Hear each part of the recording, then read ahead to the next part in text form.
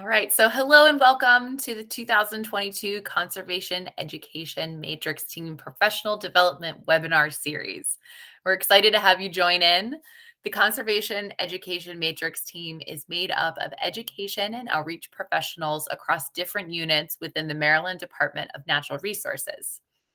We work to collaborate on education initiatives and host an annual professional development workshop, which this time this year is virtual.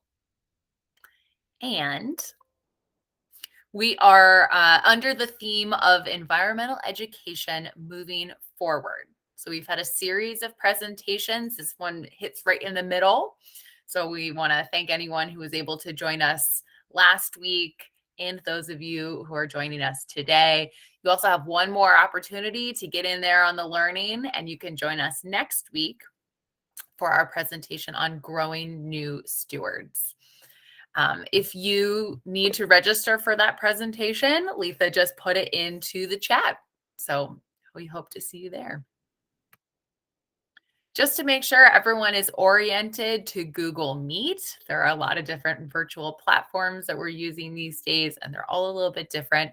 But Google Meet, you should see on the bottom of your screen, there is a microphone and video icon. During the presentation, we ask that you keep yourself muted to prevent any background noise. And you're welcome to keep your camera on. It's nice to have some faces to present to from a presenter point of view. But if you do have connection issues, I recommend turning it off to preserve bandwidth. That's what I'll have to do because my Wi-Fi is a little weak at my house. Also, I'm hearing news that the weather is causing some connection issues for people. So please feel free to turn off your camera if you need to. As I mentioned, today's presentation is being recorded. So if you wish to stay off of the recording, you can keep your camera off. And then also at the bottom of the screen, you'll see a closed captions button, a raise hand button, and 3 vertical dots that allow you to change the format of your screen for optimal viewing. On the lower right-hand side of your screen, you should see the chat button. And I'll ask you to use the chat to ask questions along the way. We will be having our Q&A session for our 3 panelists today at the very end of our time. So if you don't think you can hold on to a question, you can feel free to throw that into the chat as it comes to you, and we'll make sure to circle back to it. I'll be your moderator today. And I also have Letha Grimes joining us, who will be helping us keep track of the chat. And Stephanie Tuckfield is here to help with any IT needs. If you have any questions, you can reach out to me or Stephanie throughout the presentation. And today I am pleased to announce, first up, we have Joy Schindler-Raffi. And as the University of Maryland Extension Agent Associate, Joy has served the Maryland Master Naturalist program since 2013 and is a certified Master Naturalist herself. She serves on the Alliance of Natural Resources Outreach and Services Programs Board of Directors and has taken on projects that include quarterly newsletter design and publication, award program redesign administration, resource material management and promotion, and in addition to co-hosting the ANR-OSP Annual National Conference in 2019.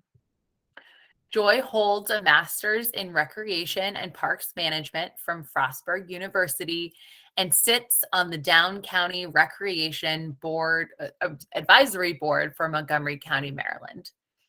With an extensive background in nonprofit and volunteer management, Joy served as executive director for the Council of Resource Development at the National Center for Higher Education for over a decade, and then was the executive director of the Montgomery County Task Force on Mentoring while raising young children. Today's topic is how to build a nature lover, and I'm going to pass it over to Joy to begin her portion of the presentation. Have a great time. Thanks, everyone. Thanks. Thank you, Tristan, for reading all that. It's another way of saying I'm old and been around for a while. My experience is more in the nonprofit management realm and the volunteer recruiting and engagement, more so than in environmental education. And as I go through my discussion about what the Maryland Master Naturalist Program is, I'm going to mention DNR a lot because the quality of our materials and our instructors is a reflection on DNR, because so many of our materials and so many of our presenters come right from DNR. Some of the names I see here are in my database as presenters. And I'm here today because of the work that we've done with Paula Becker since founding the program. So hi, Paula, and thank you. I'm going to turn off my camera and I'm going to try to share my screen. And I apologize in advance if I don't do this correctly. Let's see, share. And Joy, I do have your slides lined up, all queued up, ready to go, just in case. Very smart. Let's see. All right, are you all seeing that? Yeah, looks good. Awesome. All righty. So I will go over what extension is. I'll talk about the Maryland Master Naturalist Program, its structure, and some of the statistics and some of the sites that we work with. I'll also go over what a Master Naturalist is, and especially how anyone here in the audience, can engage with the Maryland Master Naturalist Program. Because as I said, we're strong because of the support that we have from organizations like DNR, and the valuable staff contributions that you all have made has been critical to our success. So yes, I work with the University of Maryland. Within the University of Maryland are a number of colleges. Among those is the College of Agriculture and Natural Resources. AGNR is unique because we not only educate students and conduct research, but we also host extension. And then within extension is the Maryland Master Naturalist Program, much like the Maryland Master Gardener Program, the Maryland Woodland Stewards Program. There's also a Master Composting Program, a Master Logger Program, and they're looking at starting even a Junior Naturalist Program through 4-H. So this is just one of many programs and a relatively new one for extension. Maryland Master Naturalist has been in operation since 2010, so we're still considered relatively new. Our mission is to engage citizens as stewards of the natural resources of the state, and through science-based education, and have them provide volunteer service back to their communities. We consider Maryland DNR one of our partners. So within the state level structure, there are myself, Wanda McLaughlin. We are the two extension personnel assigned to this program. And of course, the folks in DNR that we've worked with since the concept of a Master Naturalist Program evolved for Maryland back in about 2005, 2006. We work with local host sites throughout the state, and then instructors deliver the content to train and engage the volunteers. For some comparison, there are about 40 Master Naturalist programs throughout the US. Some are statewide, others are local. Each of Maryland's neighboring states has a Master Naturalist Program, with Delaware being the newest. And that was founded when a University of Delaware professor who lives in Baltimore took our training in Howard County in 2018. And he did a lot of work at, I think it was at one of the state parks, I think Patapsco. So DNR had a hand in that as well. But our program is a bit of a paradigm shift for extension, in that we train the volunteers, but they are engaged by host sites, as opposed to our Master Gardener Program, where extension staff train and engage the volunteers, and Master Gardeners are volunteers of extension. We provide a structured science-based program. We raise awareness and appreciation of ecological resources throughout the state. And we develop this network of trained volunteers to serve their host sites, but also to serve throughout the state of Maryland. And the hope is that we're engaging citizens to become more aware of the environmental needs and the outcome of their efforts and the impact that that has statewide. This chart shows some of the data since our founding. We have now conducted almost 100 trainings. This year, it'll push us over about 110. The most important numbers are down there at the bottom. About 1,800 people have gone through the program, and about half of those have gone on to become certified. We track that service, and we keep track of that data, we're at over 177,000 hours of volunteer service through 2020. We're still compiling the data for 2021. And we're at about $5 million for the value of that service. So this is an important metric to show the impact of the program in a way that can be translated by our host sites also into grants and to other reporting that they do as well. In 2020, we already have 11 trainings, 2022, we already have 11 trainings on the calendar, and we'll hit around 2,000 volunteers trained by the end of this calendar year. So this page has really tiny print, but I wanted this to all show up in the PDF. We have 47 host sites throughout the state, and we divide the state in the coastal plain, the Piedmont, and the mountain region, just for geographic distinction, but essentially our training is, we certify a master naturalist as a statewide master naturalist, but their service and their training is very specific to the site where they're trained. So a master naturalist trained at Adkins Arboretum on the Eastern Shore is going to be quite different than a master naturalist and the kind of things that they'll learn about at Cunningham Falls State Park. We've already met with another 3 host sites this calendar year, so I expect that number to go up to at least 50 program host sites by the end of the year. DNR hosts some of our programs. Paula Becker has been hosting the training since 2014 and has trained over 100 volunteers. Cunningham Falls and Gambrel State Parks have had at least 4 trainings and about 50 volunteers trained there. And this year, Gunpowder Falls and North Point State Parks, Shannon Davis hosted a training there and had 24 volunteers, which was great. She'd originally intended to have that training, like Paula, in 2020. Each of these host sites had hoped to do that. 2020, though, brought challenges to having in-person meetings. Paula was able to conduct hers virtually, but Shannon was decided to keep hers in person and moved it to 2021. But it's very exciting, and these are DNR sites make great partners for the program, and the public is very happy to participate in a training. It's very reassuring to take a training through DNR. They feel like they're getting a very comprehensive training, a comprehensive exposure to the scientific information and their experience as master naturalists in the state. So here's a map that just shows our geographic distribution. You'll see that our host sites are really concentrated in that I-95 corridor. Our programs tend to be hosted by sites where they can draw a population to take the training and to serve as volunteers. We're still trying to get over the mountains and into Western Maryland. Our furthest west trainings are at a DNR at Gambrel and Cunningham Falls State Parks.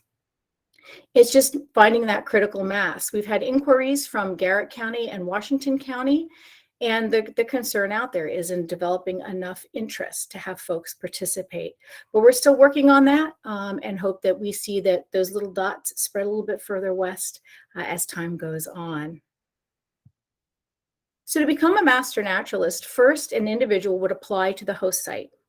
The host site, unlike and not extension, the host site accepts and screens the individuals into the program. Once accepted into the program, these potential volunteers complete 60 hours of training, including field study, and then they perform 40 hours of volunteer service to become a certified Maryland master naturalist. And they have about a year to complete that first 40 hours. To remain a certified Maryland master naturalist, they need to begin acquiring advanced training. And advanced training comes from a number of venues, resources. A lot of the host sites conduct events and trainings. We have a lot of DNR folks sharing a lot of information through our listserv about opportunities to acquire advanced training. And so they also need to continue to volunteer 40 hours per calendar year, and that will maintain their certified Maryland Master Naturalist status. As I said earlier, about half of our trainees will certify, and then about another 60 to 70% of those will continue to volunteer past 1 year at the rate of 40 hours per calendar year. So the training covers a number of topics in a variety of categories, and this curriculum was developed working with DNR to look at what a volunteer in Maryland should know. The curriculum is delivered through a number of platforms. We have online pre-reading materials to expose the trainees to the content. We have a resource manual, much of which was written by DNR folks, that each Master Naturalist receives as a tool in their toolkit to have with them through their training and throughout their experience as a Master Naturalist. And then the most fun, interesting, and exciting part is the in-class training at the host site, through the host site, either virtually or in person. There's in-class instruction, including field work. There's an extended field trip, at least one extended field trip, and a group project so that they can practice implementing some of what they've learned. And a lot of the instructors and a lot of the field trip hosts are DNR folks. So DNR has contributed hundreds of hours of training, and these folks have provided at least 50 sessions to our trainees. We are so grateful. When I see a host site's agenda for their training and I see these names on there, I know it's going to be a very high quality experience for the Master Naturalists. And I know that the host sites are hearing from the absolute best folks in the field for their trainees and for their future volunteers. So Master Naturalists, it's important, their knowledge is important, but what's even more vital is their engagement and their service back into the community. Once they're trained and they pass their final exam, they can start volunteering for that credit tourist certification, and they should have some basic skills under their belt. They should be able to use a key, they should be able to use a field guide, they should be proficient in sharing valid knowledge with others. They should be able to make some observations in nature. And they also, what's most important, and we can't stress this enough, is that they need to be able to say when they don't know an answer, but feel confident that they can find an answer that reflects well on them and on their host site. So that's really important to us as well. And so their experience in the classroom, hearing from these experts, teaches them also how to answer a question and who to rely on when they have a question come up and they're not sure of the answer. Again, very valuable what our instructors contribute to this experience. So some specific examples of what Master Naturalists can do: they can share their knowledge. Interpretation is very popular among the Master Naturalists and a high need at a lot of our host sites. Interpretation either in person or developing interpretive materials, and also presenting to groups on behalf of their host site, either at the facility or at another organization's facility. Stewardship, performing stewardship activities, is very valuable and important as well. Master Naturalists have been a key contributor to the restoration project at the ORAM Naturalist Society, for example, where they've just undertaken a huge restoration project that is getting some national attention. They also remove exotics and restore native plants, and they will restore habitat as well. So naturalists also participate in citizen science efforts, particularly when things were closed down due to COVID-19 precautions. We encourage Master Naturalists to get outside on their own and contribute to the body of knowledge using iNaturalist, using the Maryland Biodiversity Project, as well as individual species tracking citizen science projects as well. We gave them credit for that as volunteer service because we wanted to make sure that they were still participating, still growing their knowledge and contributing to the basic knowledge in the subject areas that they were out researching as well.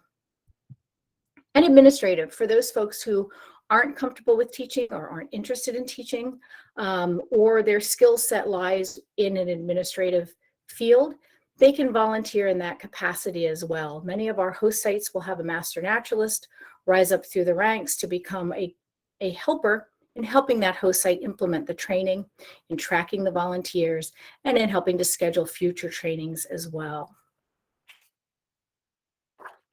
So what can folks at DNR do? Well, you can help me out by writing and editing curriculum. You can serve as instructors. You can lead field study sessions. You can plan and organize some of the training opportunities at various host sites, and you can engage the master naturalists as your volunteers. Anything and everything that you can think of that you would like to use a trained adult volunteer environmental steward to do, they are certainly able to do that.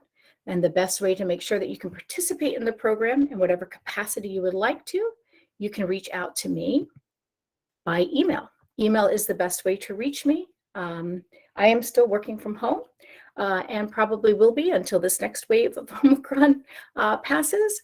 So the best way to reach me is by email, and I am pretty prompt in responding. And as I mentioned, also Paula Becker is our ace in the hole there at DNR. Paul is an expert on the program, probably knows more than I do. So you can also check in with your colleague on that as well. And with that, I am finished with my presentation. I apologize. I should have apologized in advance. I'm from New Jersey. I talk fast. I also use my hands. And so I tend to go really quickly, and I apologize. But questions, please feel free to post questions either now or in the question and answer segment, and I'll be happy to answer those for you. Yeah, thank you so much, Joy. That was perfect. You were right on time, so no worries about the fast talking. And that's one of the reasons that we have it all recorded, so people can go back and watch it again if they need to. I just want to double check that our next presenter is here, because I did just see him popping in and out of the meetings. Does anybody see Chris? Chris, are you here? Yeah, I'm here. Okay, great. You're back. I was getting a little worried. My computer did that thing that I was telling you it likes to do. And Okay, yeah. Okay, great. I've got it out of its system. So up next, I'm going to introduce Chris Barkin, who's been employed by the Wildlife and Heritage Service for about 7.5 years. He's currently the Inclusion and Equity Program Manager, and prior to that, he was the R3 coordinator focusing on hunting in Maryland. He's an avid hunter and angler and loves to spend time outdoors with his family on the Eastern Shore. All right, Chris, you're up. All right. So first things first, as much as I'm into inclusion and equity, that's not what I do. It's actually information and education. So. Oh my gosh, that's so funny that like, all right, well, there we go. I just learned something new. little bit different, but still all cool stuff.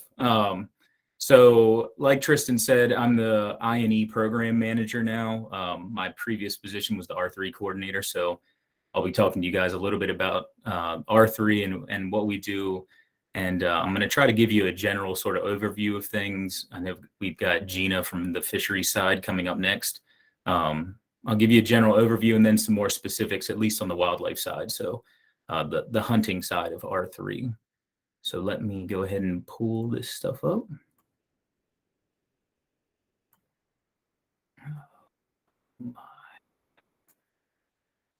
Or at least try to.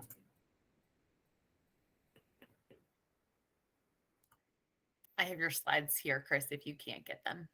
Are we there? Are we good? It's loading. Yep, you look good. Okay. All right. Okay, so R3, from the folks that may not know, recruitment, retention, and reactivation of hunters in Maryland. R3 is a general term. We can use it for a lot of things. But like I said, I focus mainly on the hunting side. And so during this presentation, I'm just going to talk to you about what is R3, why we need it, and what are we doing, at least on the hunting side. And then, like I said, Gina will come in and talk to you guys more about the fishery side. You know, as far as R3 goes, it's been around forever. You know, essentially in the state of Maryland, our job, right, is to recruit, retain, and reactivate hunters, anglers, outdoor enthusiasts, whatever it may be. We want them to use the resources that we manage. And so this kind of thing, it's not new. It's been around forever. And you can even apply it on a corporate level, right? Like you always want to get new people in. You want to keep them or you want to bring them back. So basically in the past, you know, efforts were given, but you know, there's different programs that were out there. Everybody loved the type of programming, but there was little consideration given to figuring out who these efforts needed to best be targeted towards, and then basically how do we evaluate the system. So we could do programs all day long, every single day, but if we're not evaluating the program, we have no clue if they actually work or not. And so, this next bullet point is the new R3, I guess I should say the new in terms of maybe the last eight or so years, is that organizations are realizing that they have to figure out a way to design, coordinate, implement, evaluate, and then figure out strategies to have essentially measurable results. And that way you can keep moving forward. You can figure out what works, what doesn't work. So generally for R3, what is accepted is this outdoor recreation adoption model. So you can see there on the left, it's recruiting folks, getting them aware, getting them interested, and giving them a trial in a program. Again, like I said, this works for hunting and angling, but honestly, it can be applied to anything, really. It can be applied to gardening or hiking, birding, whatever it may be. You still want to do the same sort of things, follow the same steps. And as you move to the right of the screen, you're sort of in that retention sort of phase. You get into there, and then reactivation's up there in the top right with the lapse and reactivate. So this is kind of what it looks like when you break down, and you can apply any sort of program to this. So as a person moves from left to right, we'll go ahead and talk about specifically hunting. They become aware of hunting. At some point, they become interested. And then that's when they make that decision if they want to continue to pursue the endeavor, right? So if they decide, then we can get them into a trial. So maybe a mentored hunt, something like that, or a workshop. And then at some point they start to self-identify as a hunter or not. And that's gonna sort of apply towards the decision to continue or not in hunting. And then they're either going to hunt with more support or continue without support. And then hopefully they continue without support. That's sort of the end game for all of us in any of these outdoor recreation endeavors. But if they do happen to lapse, then we try to reactivate them and get them back into that continuation without support. So the best bet, as a program, is to try to hit everywhere along these sort of boxes on this recreation model. So why do we need R3? Particularly for hunting, it's just become more evident that over the past 30 years that it's just declining. So hunters in general, we just don't have as many. And you have the typical, standard, what we think about the aging, like a white male hunter. They're starting to age out where they're not hunting as much. But you also have nowadays with the changes in lifestyles, hobbies, and culture. So people are more apt to sit indoors and do something indoors. And then I have the Pokemon Go picture there because I know for like a lot of my kids' friends, the way they get outside is they chase their phone around for these Pokemon. So, we want to get them away from the phone, and we want to figure out a way to get folks involved in outdoor recreation. So I'm going to bore you guys a little bit with some funding stuff, and it'll maybe make a little more sense when I'm done. But modern conservation funding, many of you may know already. It's in 1937, it was signed into law, the Pittman-Robertson Act. So that was basically an excise tax on sporting arms and ammunition, and that money was then applied towards wildlife restoration or wildlife conservation. So there's really big money in it. You can see in terms of on the hunting side, that pie graph is a lot of ammo sales, handguns, long guns, and then archery equipment was included. But, and then on the fishing side, there's the Dingell-Johnson Act, and that's part of the Sport Fish Restoration and Boating Fund. Again, it's big money. You can see since its inception, the Wildlife and Sport Fish Restoration Program has provided over $23 billion to states for conservation. And just this past year, in February, they announced that a record $1.5 billion in annual funding will be heading out to states this year. So big money involved in that. Again, this is just a graphic. You can see the sort of funding mechanism.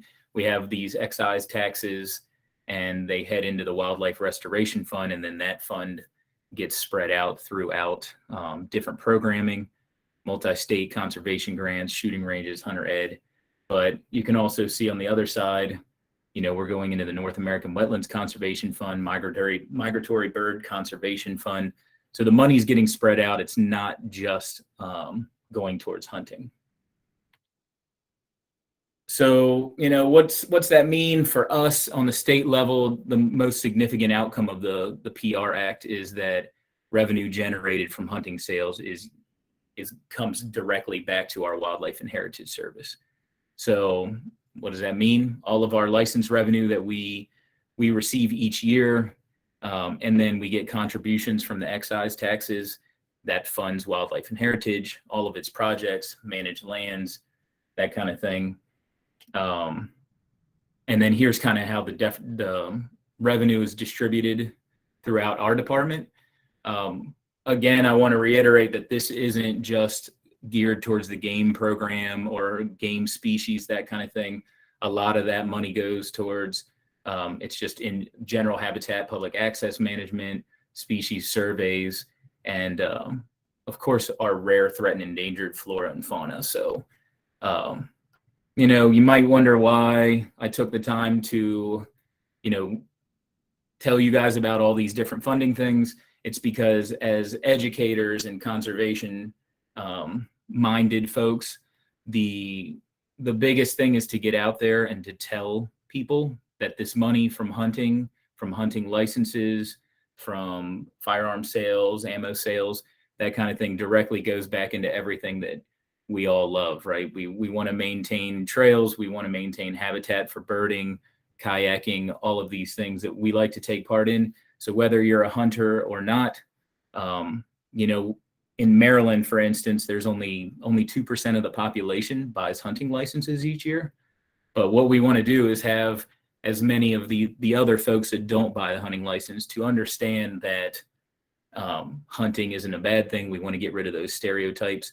So as educators, as people out in the public talking to folks, we want to make sure, we ask for your help, I guess, in educating the public on where these conservation dollars come from to do the things that they may love that may be outside of hunting.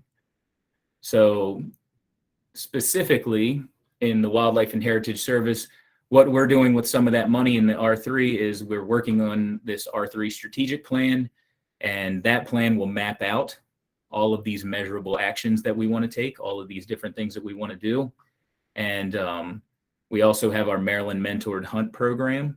Again, so now we're focusing on the early onset adult hunter.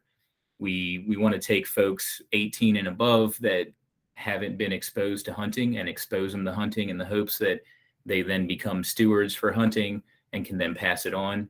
Hunting certainly is a generational thing, but it doesn't have to be. We have our hunting and shooting sports outreach program, which is workshops that we put on throughout the state that just give people a taste of what things might be like, whether it be going to a range and shooting, learning about the biology of game species, that kind of thing. Stocked pheasant hunt program we do statewide. Again, there's a lot of interest generated.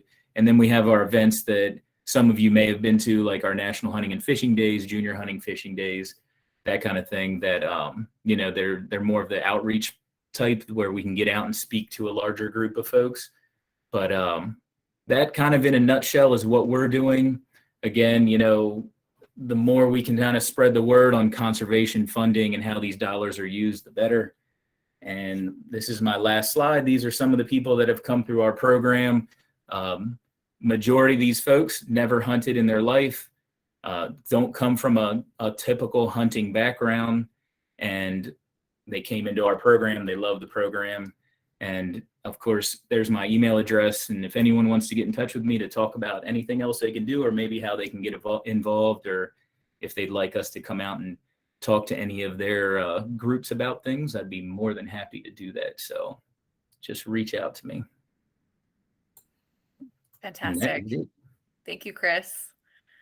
I appreciate your time. And again, if you have any questions for Joy or Chris, please put them in the chat and we can make sure to get to them, or, answer them within the chat.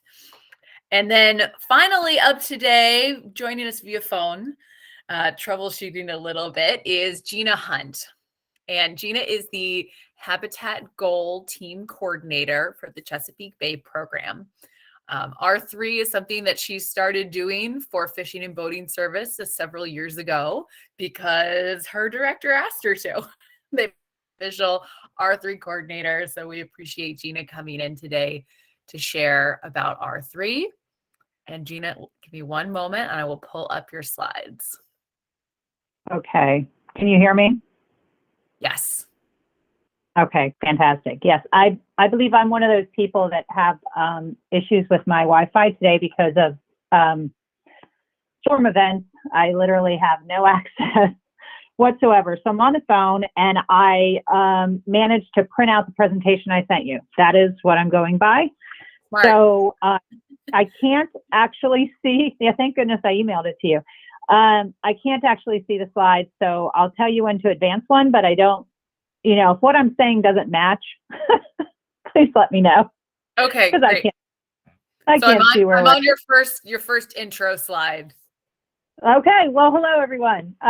Yes, I actually I work at Department of Natural Resources. I have for over 25 years, and always in fishing and boating services until about 7 years ago, and I moved on to basically fishing habitat responsibilities with the Bay program.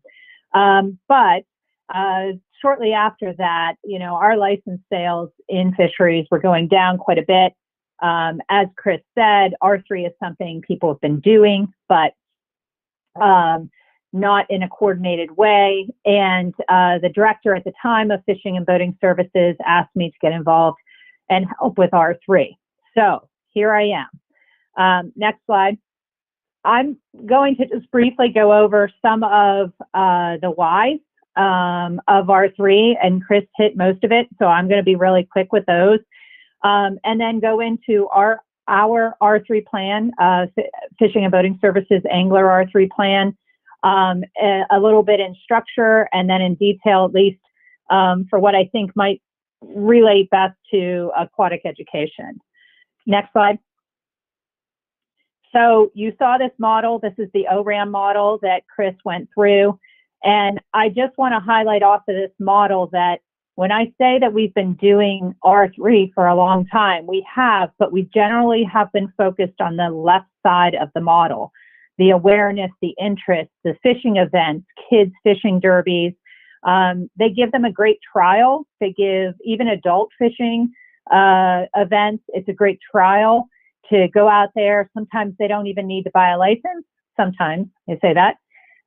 Sometimes they don't have to bring a rod and reel because we will provide it, or an organization will. So they have no investment. They go out there, give it a good shot, but then they have to decide if they want to continue. And really, that's where this support comes in, because it might even be easier to build an angler than it is a hunter, simply because it doesn't involve a firearm, but it's still daunting, and it depends on how you're going to go fishing. Are you in tidal waters? Are you out to sea? Are you in a pond? Are you fly fishing? And so there's a lot to understand about fishing, and a lot of folks just bow out after the first year or after that trial, and we didn't build an angler. We gave them a nice day outdoors, but we did not build somebody into a fisherman. And when I mentioned that about, the director asking me to get involved, it was because our license sales were going down quite a bit, but it's also because our lapsed angler rate was very high. And by that, I mean the number of people that do not buy a license the next year. They buy it 1 year and they don't buy it the next year. And our rate is about 46%. So almost half of the folks that try fishing 1 year and buy a license don't buy it the next year. So you can imagine what that does for funding for a unit, for an agency. Next slide, please. So real briefly, this is our money slide, as Chris touched on. So special funds, more than half of fisheries is funded through the fishing license. But special funds, which is that is our fishing licenses, isn't just to fisheries. It actually funds other programs within the department. It funds licensing, IT, everybody, right? Gets a little bit, not everybody, we don't send money to wildlife, but you get the idea. It goes around the agency, not just within fisheries, but even half of fisheries budget relies on this money. And just like with wildlife, these isn't just programs that fund or that are for fishermen. These fund fisheries management that people care about that don't even fish. So the fishing license sales are very important to continue our conservation and management programs. The federal funds listed there, that Wallop Bro money, that is what Chris had also mentioned on the wildlife side, where it's a tax off of your fishing tackle. So if somebody buys a fishing license, great, that comes directly to us. But they go out and buy tackle, a portion of that money goes into a federal fund and we get a piece of it. A small piece, albeit, but we get a piece of it. So again, fishermen are funding back to the to these fishing programs, these management programs. Next slide, please. So we've been doing R3 for a while, but it hasn't been coordinated. It wasn't coordinated even in our own unit, let alone within the agency. Several years ago, when the director asked me to get involved, our first thing was to create an R3 matrix team in the department, and Chris is a member of that team from wildlife. So this involves aquatic resource education is on the team, office communication. So everybody's state parks, everybody's involved now, and at least we coordinate and talk to each other. But then we don't talk within the unit. We're not coordinated. We're not measuring what we're doing. So we decide we need to have a plan. And that started with a workshop, a 2-day workshop back in 2020. We had more staff meetings, got more ideas from additional meetings. We created a planning team that went over all the information that came from all those meetings and started a draft of the R3 plan. We took the draft of the R3 plan out to partners. So it was a partner engagement meeting last year, albeit virtual, of course, because it was COVID. But we had a meeting with folks, and these were folks with tackle stores, fishing organizations, federal government, little bit of everybody, whoever we thought might be a partner. We invited them. And we gave them, the draft plan, said, here's what we're thinking about doing. And then based on their feedback, we made some revisions. And just 2 months ago in February, the secretary approved the plan. So it is now out. It is online. And if I had access, I was going to copy the link and put it in the chat, but I can't. So if you Googled Maryland Angler R3 plan, you would get the plan. And you will get it in its entirety, in its pretty version. I'm just going to go over some of the highlights now. Next slide. So after we had all of those meetings, we had to figure out how we took all of the ideas people had that we should be doing for R3 and how we build it into a plan. So we had some guidelines. First, it had to fit in that ORAM model. If it wasn't part of ORAM, then it wasn't R3. It had to be something we could do within 3 years. So this is a living document. We will be amending it every year, but it had to have, something that was reasonable that is going to happen in a short period of time. We have to be able to measure or evaluate how we're doing it, and it has to obviously fit our mission. So it needs to be related somehow to what fisheries work is. Next slide. So the structure of the plan is we have 2 goals, and I'll get into those in the next slide. And then it breaks it down, objectives, strategies, and all the way down to very specific actions. And those actions, we ended up with 108 actions. Now that is after we had weeded down everything else down to this 108. So it's a lot for a unit that doesn't even have an R3 coordinator, let alone a team. But we do have people, as I've said, that do R3. It's not, a specific program within our unit. so after we did the plan, it was approved in February. We created an implementation team. So this is another team of volunteers within fisheries who looked at the plan and said, okay, let's prioritize this 108, because that's a lot. We can't just do everything in the first year. And we ranked them 1 to 3. What's the number one priorities?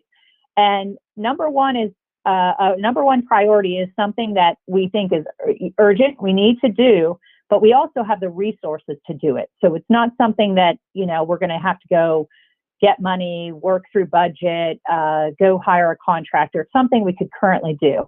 And 48% of those actions, of those 108, are number ones. So again, now we've whittled it down. We have 48% to do, but we can't do them all the first year. So we are moving forward, and I'm going to give you in a couple slides, I'll just say a few things that we're going to start doing this year that we haven't done before. But next slide. I just want to give you an overview, a little bit more of the objectives in the plan. So as I said, there were 2 goals. The first one is increase angler participation. And notice it doesn't say fishing license sales, because it's important. We need the revenue, but we just want to build an angler. We want to build an outdoor customer. We want somebody that goes out there and buys tackle also. We want somebody that mentors and teaches somebody else to fish. We want to increase participation. And kids under 16 are free anyways. So, we want to increase participation by kids, but that doesn't mean we would increase license sales. So the goal is a little broader than you would normally think. It's not revenue specific. And then the first objective, all of the actions fit under that first objective: increase the number of new fishing recruits. So this is towards the left of the ORAM model. The second one is more about diversity. And this was one of the changes we had made after going out to the public, was this no longer reads as a diversity objective, but it's more about inclusion. And that was some feedback we had heard. Third one is more about family-oriented fishing opportunities. Fourth is retention. So that's towards the middle of the ORAM model. And the last objective under angler participation is reactivation. So again, when we lose almost half our anglers, how do we get them back?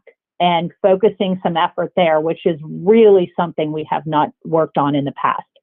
The second goal is a little more agency-wide, and it's about participation in all Maryland outdoor recreation, because some sports, even kayaking, is kind of a gateway to fishing. If somebody's already on the water, they're more likely for us to be able to move them over to a fisherman. Or if somebody's already an outdoors person or a hunter, we may be able to bring them over to fishing. But we have a few objectives under there, including, our customer buying experience. Our license sales system is a little daunting and difficult.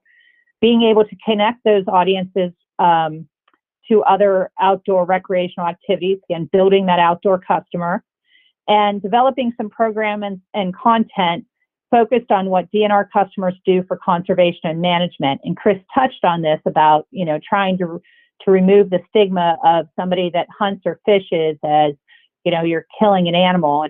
It's beyond that. And what people pay for when they pay for a license is conservation programs too, not about just going out there and having that experience fishing. So we want to kind of educate folks on what DNR customers do for conservation and management. Next slide, please. So I think I'm on the new actions of 2022. These are just a few of the things out of that 108 that we are working on for this year. The first is a registration platform for fishing events and tackle loaner programs. So tackle loaner and fishing events you may think of under aquatic education. There are some events there. There are some tackle loaner and fishing events at state parks. Fisheries also run some of these events. So again, it's kind of a little all over the place, and everybody's done it a little differently. And there hasn't been a way in the past for us to get angler information. So if you put somebody into a trial on the left side of that ORAM model, and they have a great day fishing, but then you don't offer them that continued support. Are they going to go fishing again? Without getting the information of who participated in our events, we have no way of moving them along that ORAM model. So we are building this registration platform, online platform, for both fishing events and tackle owner programs. It's also going to be available on the DNR Access app. We're also working with DoIT, the Department of IT, to build a data dashboard for our current license system. So we are not getting a new license sales system, but this will allow us to actually get data out of it a lot easier and be able to monitor our R3 programs and make better decisions based on our license sales and graphs and, geographic, like even geographic sales. There's right now just very difficult for us to get data out of that and be able to use it to monitor and measure R3 efforts. We're also getting a mobile first catch center, which it's a trailer, so something will pull behind a state vehicle to take to some of these fishing events. So I know Aquatic Resources is going to be getting something in a van. This will be on the fisheries side, and we're partnering with U.S. Fish and Wildlife Service up in Patuxent on this vehicle. It's actually through a grant with RBFF, but we are going to be partnering with federal agency because one of the requirements is that you use it at 8 urban fishing events. And it's really something to build more diversity. So we're going to be using that with them and really exciting because, again, we've been doing fishing events, but we haven't had this trailer. And then we're also going to look at that DNR app, that Access app, and do a customer survey on it, see what customers need. When we did a customer survey, a DNR-wide customer survey last year, one of the biggest responses we got for barriers to continue fishing was folks didn't know where to go. So there are fishing maps online and access sites, and it's also in the app. But we really realized that we're just not doing a good job communicating with folks on some of the information we have. So we're going to do a survey about the app and then make some updates. Next slide. So I just wanted to highlight now, out of that 108, so those are 4 that we're working on right now, but there are a lot of actions in that plan. And some of them, I think, may relate to at least the aquatic education folks here on this meeting. The first one is about a pilot college fishing program, and this is something Chelsea had tried to start last year, but then there was COVID, and this kind of got pushed aside. But it's actually a program with a college intern, creating a college intern and position that would run basically a fishing club at a university. We also want to look at, and this is something that would be modeled after a program that was created in Georgia. There are high school fishing clubs, but we don't interact with them right now. So, and there are, some high schools that even have natural resource elective classes, marine biology classes, environmental science classes. Again, folks that are already outdoor oriented, but we don't interact with the high school fishing clubs. And creating some support materials for teachers and outdoor recreation clubs to remove those barriers for fishing. And I don't know what those support materials would be. I probably need some of the folks on this call to tell me what they would need to be able to communicate better. Again, collecting some of that angler information at events. That was the action that I mentioned we're already doing. And developing messaging targeted to the Maryland Youth Fishing Club. We do have a youth fishing club, but we haven't been reaching out to them to follow up after their trial events. Next slide. And then a few more. So creating fishing access and opportunities in urban environments, promoting invasive species angling. So getting folks to go out there and catch blue catfish and snakeheads. Great eating, great fishing opportunities, but we'd like to take some of the pressure off of some of our more iconic fisheries like striped bass and move them to invasive species. and, increasing maybe even the tackle loaner opportunities. So, as I mentioned, reaching out to participants in youth-oriented DNR programs. So we would actually know who they are if they fill out the registration for our program. So then we'd be able to reach out to them and follow up. And work with aquatic resources to identify any other opportunities to expand some of their programs. So really trying to partner more across the agency. And another idea that we had, but I'm not sure we have the bandwidth to do right now. It's definitely hasn't been ranked as a number one because we don't have the staff, but trying to partner with scouting organizations to earn fishing badges. I know Boy Scouts do this quite a bit, but Girl Scouts don't. And I have my daughters, were Girl Scouts several years ago. And I know at least in this region, there isn't even a fishing badge. So for Maryland. So, this is an opportunity to, again, reach out to kids that are already outdoor oriented, but we haven't been able to do that, and trying to get scouting organizations involved. Next slide. So that is really quick. I probably spoke really fast too, but I just wanted to give everybody a pretty good overview of what's in the plan, see if there's any opportunities that we can partner with you on anything that you're working on, and, see if you're on board with helping us in any of our opportunities. So I just welcome you to go check out the R3 plan and, peruse it, look and see if there's something that we can partner on together. And that's it. Fantastic, Gina. Thank you so much. And we did have a couple people share the plan in the chat, so everyone has access to it. When I send out the email with the slides, I'll make sure to put that link in there as well. And thanks for being flexible and doing it all on the phone today. I would be very shaken by that, but you did a great job. So with that, we've got a couple minutes left for any questions. Letha, did we have any come through in the chat? And no, we didn't. We had one little issue earlier when somebody linked on to sign up for next week. I think the date was wrong, so I think that's taken care of. Okay, great. So that's it. There were Did no anybody questions. have any questions that they wanted to add in the chat now? Thank you again to all our presenters for sharing.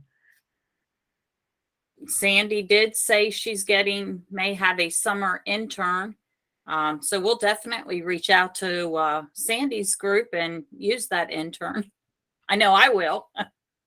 Yeah, we're really excited to have that connection to the the intern will be working on that the college program, the mentorship program, meetup program. Yes, Kelsey's baby. Excellent. We're excited. her other baby, right?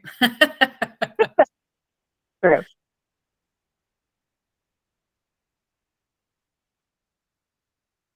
Well, if anybody has anything else they want to partner with me on, hopefully they can find me in the email. I know I didn't put my email up there, but just let me know if you have any ideas of things you think should be in the plan or you want us to work on with you. I think we're open to a lot of opportunities to partner. We can't necessarily add things without any more partners, though, to help us out.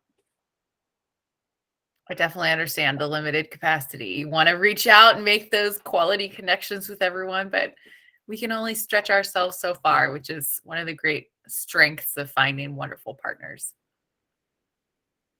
All right, if nobody has any other questions, I'll just let you all know. Hopefully everything is cleared up for registration for next week and you'll be able to join us. And then I'll be sending out the link to the recording, all the slides to you probably sometime tomorrow once they get posted on our DNR YouTube page. So thank you all. Have a great day. Thank you. Thanks, Thank everybody. you.